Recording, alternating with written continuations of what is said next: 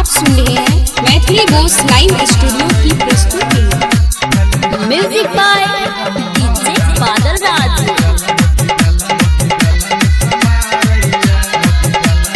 भेलै शादी मोरा बर्बादी यो काका की कहबियो बड़ी दुखिया। भेलै शादी मोरा बर्बादी पूरा गाँव में घिना बैया।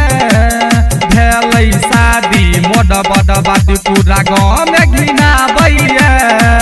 भेलै हाला पूरा मोहल्ला मोगी बेलनी समारैया। भेलै हाला पूरा मोहल्ला मोगी बेलनी समारैया। आप सुन रहे हैं मैथिली बॉस लाइव स्टूडियो की प्रस्तुति।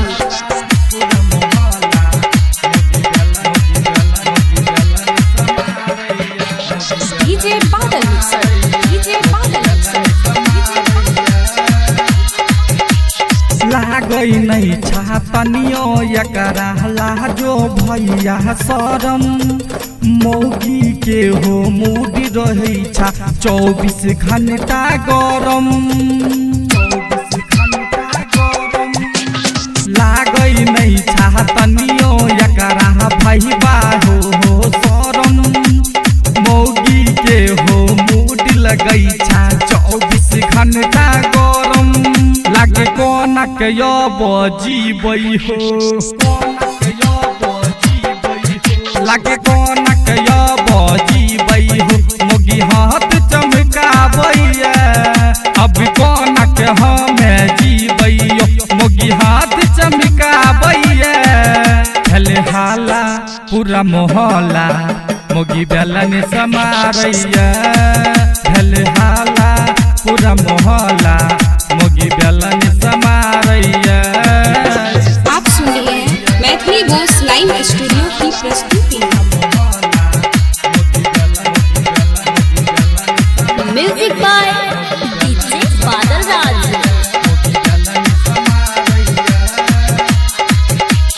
पहले पिंटू कहत रहे करतौ तोहर कपाद रे। आशीष भवेश सुने हे रे सुनबी मौगी सगार रे। पिंटू कहत रहो हे रे करतौ तोहर कपाद रे। आशीष भवेश सुने हे रे सुनबी मौगी सगार रे। कहे कमे के न लाबै छै, कहे कमे के न लाबै छै खाली बैठल तू खाइ छै रे। कहे कमे के न लाबै छै खाली बैठल तू खाइ छै रे। भेलै हाला पूरा मोहल्ला मोगी बेलनी समारैया। भेलै हाला पूरा मोहल्ला मोगी बेलनी समारैया। Mixed by Ashish Sharma।